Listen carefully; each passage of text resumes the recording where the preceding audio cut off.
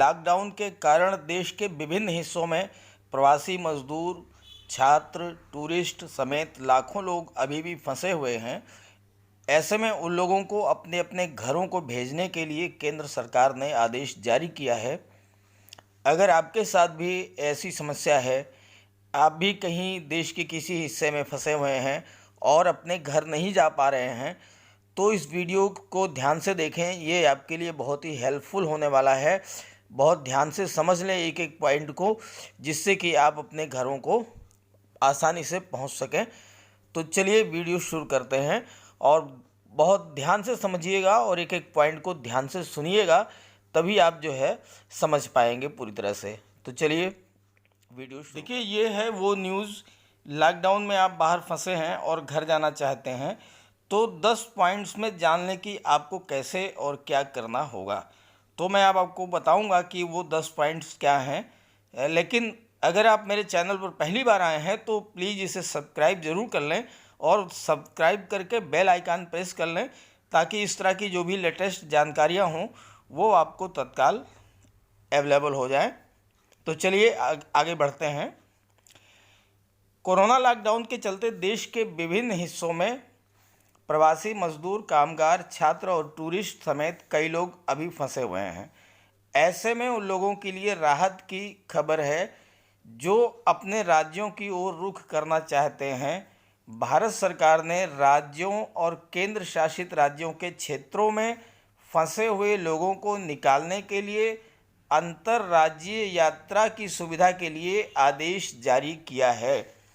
यानी भारत सरकार ने एक आदेश जारी किया है, जिस आदेश के तहत एक राज्य से दूसरे राज्य की यात्रा जो है वो की जा सकती है। क्योंकि अभी जो है हर राज्य की सीमाएं सील हैं, एक राज्य से दूसरे राज्य में जाना संभव नहीं है। तो केंद्र सरकार के इस आदेश के द्वारा ही एक राज्य से दूसरे राज्य में जा सकते हैं।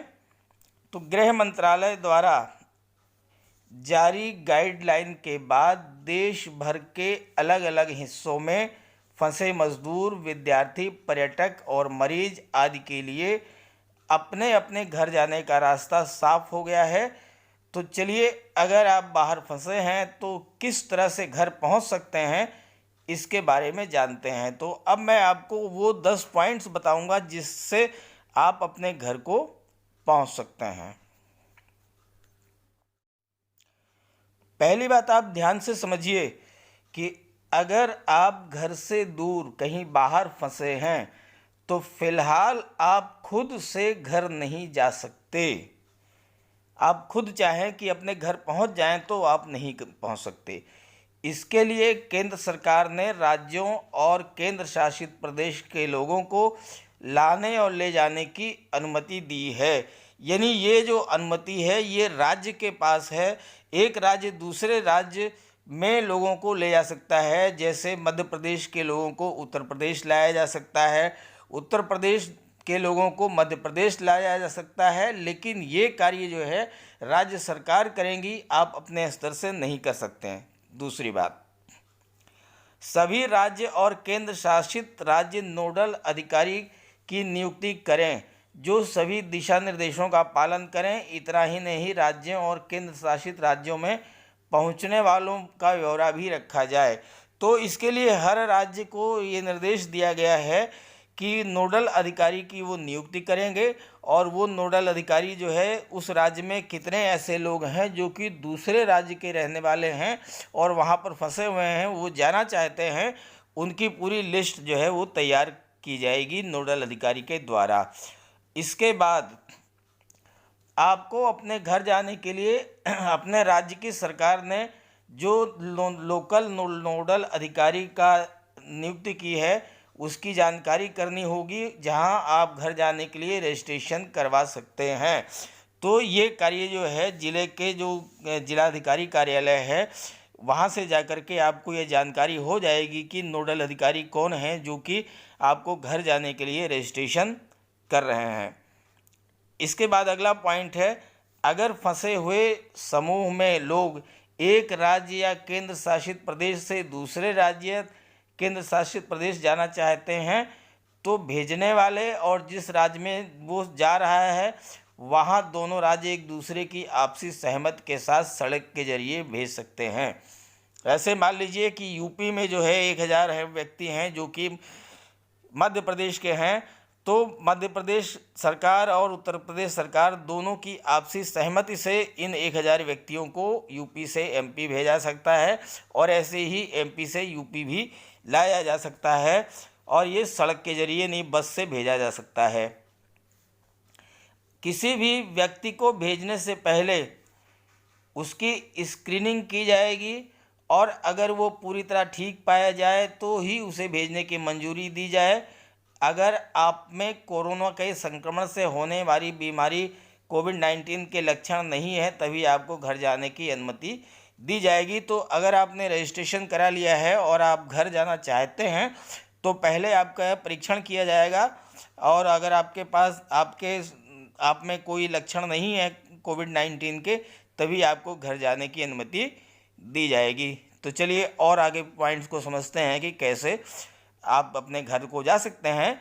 लेकिन अगर आपने अभी भी मेरे चैनल को सब्सक्राइब ना किया हो तो प्लीज़ सब्सक्राइब कर लीजिए और बेल आइकन ज़रूर प्रेस कर दीजिए।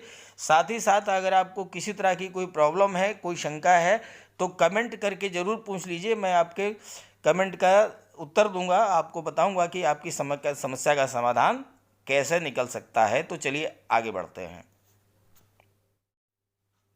आगे बढ़ने से पहले आप एक बात बहुत ध्यान से समझ लें कि जब तक आप नोडल अधिकारी जिसे राज्य सरकार ने नियुक्त किया है, नोडल अधिकारी जिसे राज्य सरकार ने नियुक्त किया है और जिसका काम ये है कि आपका रजिस्ट्रेशन कराएगा, आपका रजिस्ट्रेशन करने के बाद आपको अपने राज्य में भेजने की व्यवस्था जिसके ऊपर सौंपी गई है तो उसकी जानकारी आपको होनी चाहिए। तो इसकी जानकारी करने के लिए आप जहाँ पर भी जिस राज्य में भी हैं, वहाँ जिस ज़िले में हैं वहाँ के जिलाधिकारी कार्यालय में जाइए, डीएम ऑफिस में जाइए और वहाँ से आपको जानकारी मिल पाएगी कि नोडल अधिकारी किसे बनाया गया है।